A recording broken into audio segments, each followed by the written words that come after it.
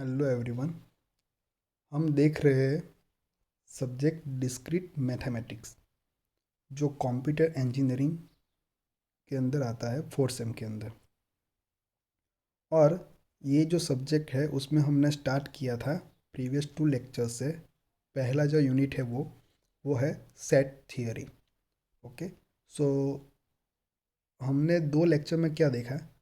Basic definition of set, how to define, how to write the set in different 2 method, roster method and set builder method. And then we have already discussed about the types of set like finite set, infinite set, empty set, universal set, right? So आज हम क्या देखेंगे? आज हम देखेंगे cardinality of set. यहाँ से हम स्टार्ट करेंगे। So what is the cardinality of a set? तो सी, कोई भी एक सेट दिया हुआ है यहाँ पे। देखो ये इफ़ ये एक सेट हमें दिया हुआ है, कौन से फॉर्म में लिखा है? ये टेब्यूलर फॉर्म में, मीन्स रोस्टर फॉर्म में लिखा है। गेटिंग? तो ये कार्डिनलिटी ऑफ अ सेट किसको बोलते हैं? तो इसके अंदर जितने भी नंबर ऑफ एलिमेंट्स है ना, कितने हैं देखो, 1 2 3 4 5 and 6। So total number of elements कितने हैं हमारे? 6। तो इसको क्या बोलते हैं?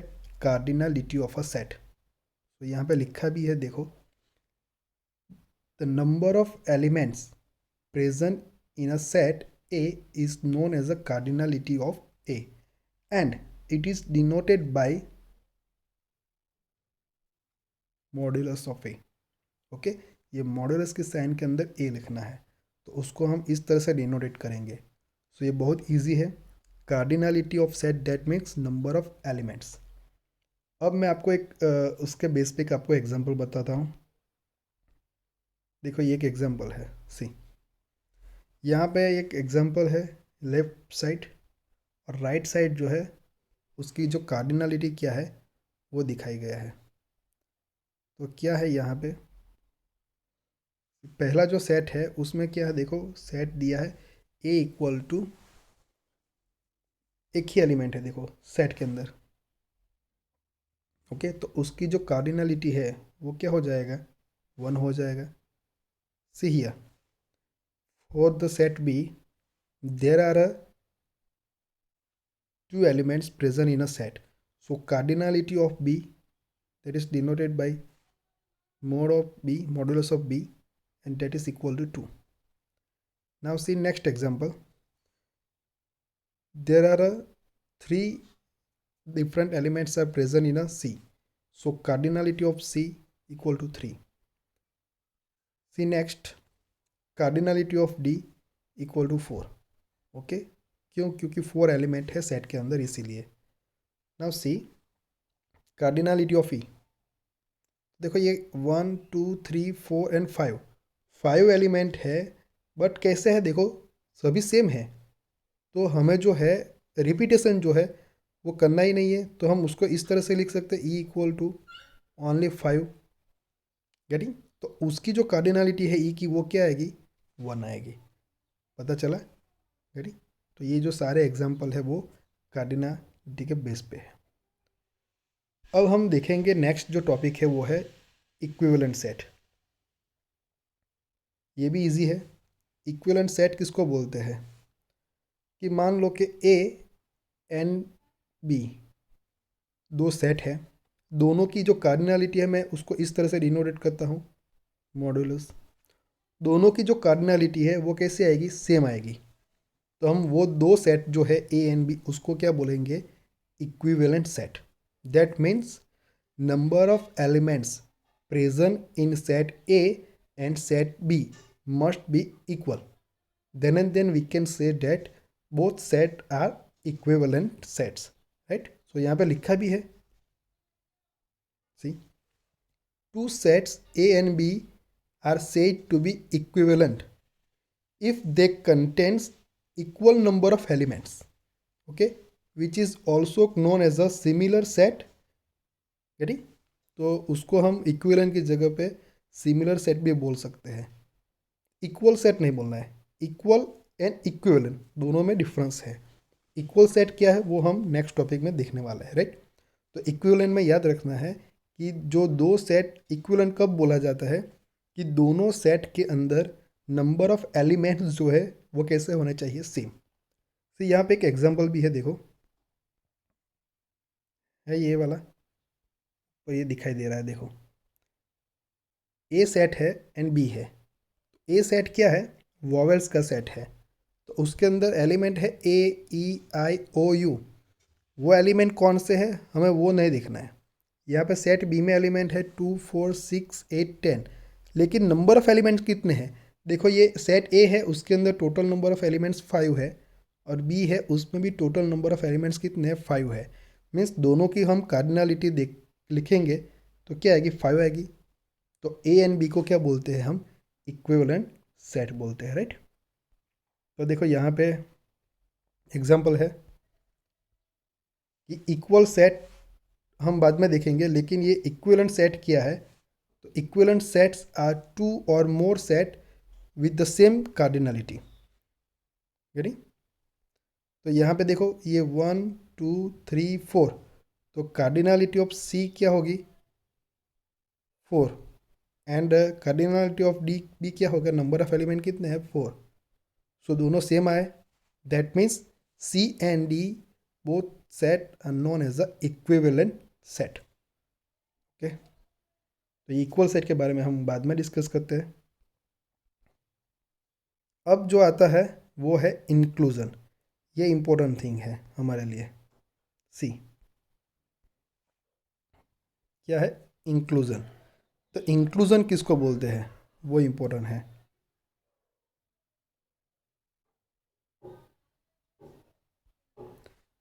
Inclusion means two sets A and B, दो सेट है A and B, we say that A is included in a B if and only if every element of A is an element of B। Means A and B दो set है, A के जो सारे element जो है, okay, set A के सारे element set B के अंदर है, तो हम क्या बोलेंगे, A सबसेट ऑफ B, ये उसका सिंबल है। देखो इस तरह से करना है सबसेट का सिंबल, राइट। मतलब क्या हुआ कि A is included in B। Okay, पता चला, ये होगा, ये कब होगा कि ए के जो सारे एलिमेंट है सेट ए के वो सेट बी के अंदर हो गए, तो हम क्या बोलेंगे, ए सबसेट ऑफ बी। और उसको और किस तरीके से बोला जाता है, ए इंक्लूडेड इन बी। और दूसरी तरीके से बोलना हो तो बी इंक्लूड्स ए, मतलब बी के अंदर ए है पूरा, गेटिंग। तो उसको सिंबॉलिकली हम इस तरह से लिखते हैं, यहाँ पे लिखा भी है, देखो ए, ये सिंबल को क्या बोलते हैं, subset of B. Okay, that is equivalent to, यहाँ पे लिखा है देखो, set equivalent to x belongs to A, okay, then x belongs to B, कि एक्स जो है वो सेट ए से बिलोंग्स करता है, सारे एलिमेंट एक्स ए के, वो जो सारे एलिमेंट है वो ये बी से भी बिलोंग्स करते होंगे, तब जाके हम बोल सकते हैं कि एंटायर सेट ए जो है वो बी के अंदर इंक्लूडेड है, right, for all the value of x belongs to A. तो यहाँ पे एग्जांपल देखते हैं, यहाँ से आपको ज़्यादा पता चलेगा। ये जो ए सेट है वो लिखा गया है 2, 4, 6, 8, 10, 12, और ये जो है वो बी सेट है। तो सी, ए के जो सारे एलिमेंट है वो इसमें है, 2 तो है, 4 भी है बी के अंदर, 6 है, 8 भी है, 10 भी है, 12 भी है। मीन्स ये जो पूरा ए जो है, एंटायर सेट जो है वो बी के अंदर इंक्लूड हो गया। तो हम बोल सकते हैं कि ए इंक्लूडेड इन बी, या ए सबसेट ऑफ बी, मतलब बी का सबसेट हो गया कौन, ए, बी सेट का क्या हो गया, सबसेट हो गया। अब इनको मैं अलग तरीके से भी बोल सकता हूँ, देखना ध्यान से। ये तो हमने देखा ए सबसेट ऑफ बी, मैं उल्टा लिखूँ तो इसको क्या बोला जाएगा, बी सुपरसेट ऑफ ए। ये उनको मैंने उल्टा लिख दिया, देखो। तो तो इसको क्या बोला जाता है, यहाँ पे लिखा नहीं है बुक में, लेकिन इस तरीके से भी हम लिख सकते हैं। क्या है, बी सुपर सेट, उसको क्या बोलते हैं, सुपर सेट, राइट, उसको बोलते हैं सुपर सेट। किसका, ए का, मतलब ए तो पूरा अंदर बी के अंदर ही है, तो ए बी का क्या हो जाएगा, सबसेट, लेकिन ये बी जो है वो ए का क्या हो जाएगा, सुपर सेट, राइट। इस तरह से हमें याद रखना है। यहाँ पे दूसरा भी एग्जाम्पल है, देखो कि ए क्या है, ए इक्वल टू क्या लिखा है, 5, उसका मतलब क्या होगा, 5 का मतलब एम्प्टी सेट, तो A equal to 5 that means empty set, उसके अंदर एक भी एलिमेंट नहीं है।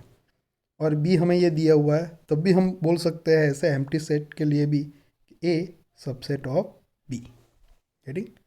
तो ये इंपॉर्टेंट टॉपिक है समझने के लिए। अब जो है नेक्स्ट है वो है इक्वल सेट्स। सी क्या है, इक्वल सेट। अब ये बहुत इजी है इक्वल सेट समझना, कि दो सेट है A and B, they are said to be equal. कब, if and only if every element of A is in B and every element of B is in A। तो ये दोनों याद रखनी है कि A सबसेट ऑफ B, मतलब set A के सारे एलिमेंट जो है वो B के अंदर होने चाहिए, and B subset of A means set B के भी सारे एलिमेंट A के अंदर होने चाहिए। तो हम क्या बोल सकते हैं, set A equal to set B, मतलब ए एंड बी के सारे जो एलिमेंट है वो कैसे होने चाहिए, सेम होने चाहिए, उसका मतलब।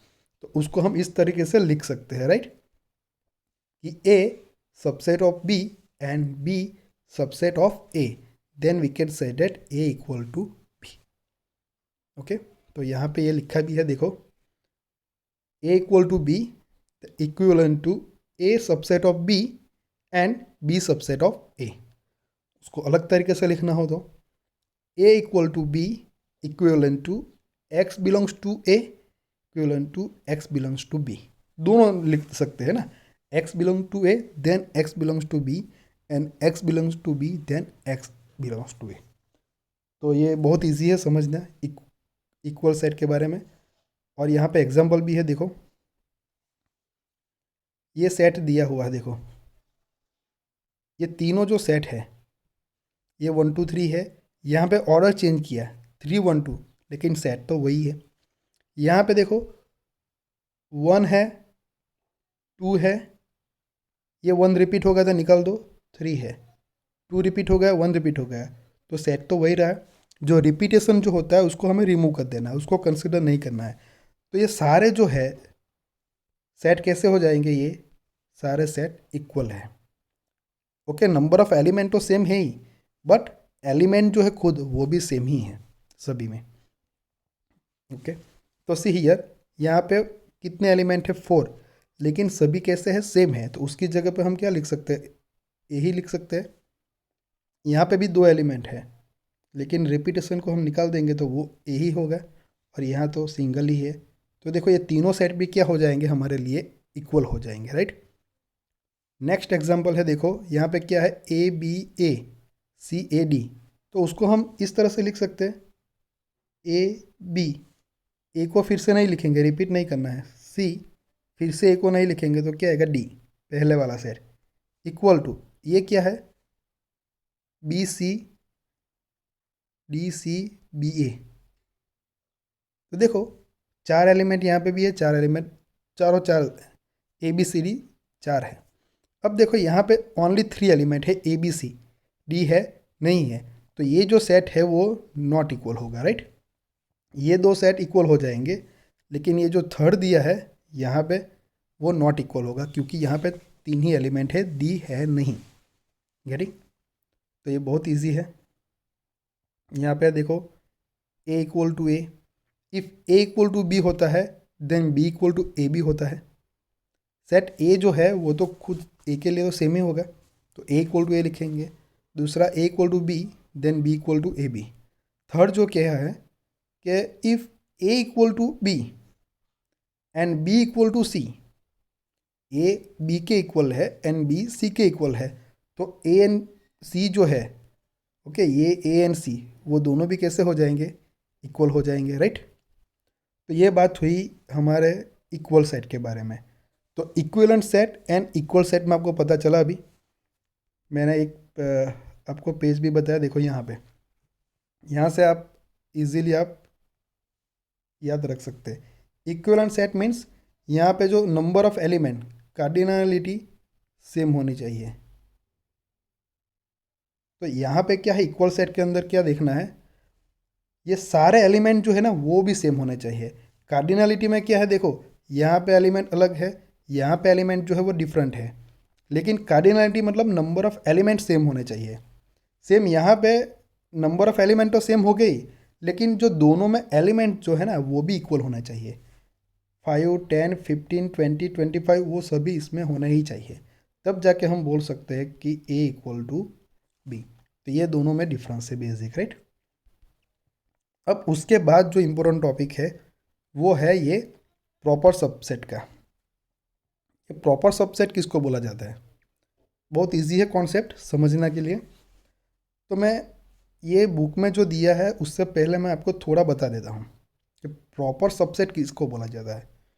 मान लो कि ए जो है वो एक सेट है 1, 2 एंड 3, एंड बी जो एक दूसरा सेट है वो दिया है 1, 2, 3, 4। ओके,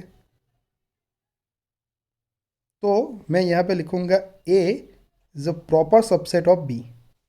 इसका मतलब क्या होता है, A is a proper subset of B. आप ऐसे लिखो तो क्या हो जाएगा, सबसेट, और ओनली ऐसा ही लिखना है, चलाई नहीं करनी है, वो क्या हो जाएगा, प्रॉपर सबसेट। अब ये प्रॉपर सबसेट का मतलब क्या है, मेन थिंग वही है। तो देखो सी, ए के जो एलिमेंट है सारे वो बी के अंदर होने चाहिए, है 1, 2, 3, 1, 2, 3 है, लेकिन बी के जो एलिमेंट है तो उसमें एटलीस्ट एक एलिमेंट बी में ऐसा होना चाहिए कि वो ए में नहीं होना चाहिए। यानी ए के सारे एलिमेंट बी के अंदर तो है, लेकिन बी का एटलीस्ट वन, कम से कम एक एलिमेंट ऐसा होना चाहिए कि वो बी में, सॉरी ए में नहीं होना चाहिए। तो देखो ये 1, 2, 3 तो ए में है, लेकिन ये जो 4 है वो है ए में नहीं है। इसका मतलब क्या हुआ, A is a proper subset of B. Getting, बहुत इजी है। ए के सारे एलिमेंट बी में हो गए, लेकिन बी का कम से कम एक ऐसा एलिमेंट होगा कि ए में नहीं होगा। एक ही होना चाहिए ऐसा नहीं है, एटलीस्ट वन, दैट मीन्स 1, 2, 3 कितने भी चाहे एलिमेंट जो है बी के वो ए में नहीं होने चाहिए, सारे बी के एलिमेंट ए में नहीं होने चाहिए, राइट। पता चला, एटलीस्ट एक जो एलिमेंट है वो तो नहीं होना चाहिए, तब जाके हम बोलेंगे ए प्रॉपर सबसेट ऑफ बी। तो यहाँ पे भी यही लिखा है बुक में भी, see set A is said to be proper subset of B if each element of A is also an element of B. मैंने बोला कि ए जो है वो ए के एलिमेंट सारे बी में है, तो हम बोल सकते हैं कि A subset of B. And दूसरी कंडीशन क्या है, set B has at least one element which is not an element of set A. मतलब बी के अंदर एक ऐसा एटलीस्ट एक एलिमेंट होना चाहिए कि वो ए में नहीं होगा, तो उसको क्या लिखते हैं ऐसे, A proper subset of B. Okay, तो आगे का जो है एग्जांपल, उसके आगे का तो यहाँ पे है बताया गया नेक्स्ट पेज पे। सी यहाँ पे है प्रॉपर सबसेट का ही है, A is a proper subset equivalent to x belongs to A then x belongs to B. मतलब क्या हुआ, ए के सारे एलिमेंट जो है वो बी के अंदर है ही, यानी A is a subset of B. But and दूसरी कंडीशन क्या है, and for at least one Y belongs to B and then Y not belongs to A. Okay, कि एटलीस्ट वन एलिमेंट वाई है, किसका, बिलोंग्स टू बी मतलब set B का, वो जो है वो ए के अंदर नहीं होना चाहिए। बस वही है। तो यहाँ पे बहुत सिंपल, मैंने जैसे एग्जांपल बताया वैसा ही एग्जांपल यहाँ पे लिखा है। देखो, ए सेट है, उसके अंदर एलिमेंट कौन से है, ए बी सी डी, और बी जो है उसके एलिमेंट देखो A B C D E है। तो ए के जो सारे एलिमेंट बी के अंदर है, ए बी सी डी है, बट बी का जो ये ई है वो ए के अंदर नहीं है। That means A is a proper set of B. Okay, और यहाँ पे एक रिमार्क में दो चीज़ लिखी है, वो बहुत इंपॉर्टेंट है, याद रखना है। Empty set, sorry every set, ये नीचे जो है वो एम्प्टी सेट के लिए है। पहली है वो क्या है, every set is a subset of itself. मतलब सेट ए है वो खुद का सबसेट तो होगा ही, हर एक set. Getting, every set is a subset of itself. दूसरा क्या है, empty set is a subset of every set. मतलब जो सेट एम्प्टी है, मतलब कि फाई, वो क्या होगा, कोई भी सेट, एवरी सेट, हर एक सेट का क्या होगा, वो सबसेट होगा। क्योंकि वो एम्प्टी है तो उसके अंदर तो एलिमेंट है ही नहीं, वो सारे सेट का क्या हो जाएगा, सबसेट हो जाएगा। यानी तो ये चीज़ जो है वो आपको याद रखनी है। तो आज हम यहाँ पे स्टॉप करते हैं, आगे के जो टॉपिक है वो हम नेक्स्ट लेक्चर में देखेंगे। तो आज हमने क्या क्या देखा, 3 या 4 टॉपिक देखे हमने। क्या देखा, पहले कार्डिनलिटी ऑफ अ सेट देखा, okay, cardinality of a set. Then equivalent set किसको बोलते हैं, देन इक्वल सेट किसको बोलते हैं, then inclusion, and important one, proper subset. तो ये जो सारे टॉपिक है वो एक बार आप अच्छी तरह से रिवाइज कर लेना। नेक्स्ट लेक्चर में हम आगे के जो टॉपिक है उसके बारे में डिस्कस करेंगे।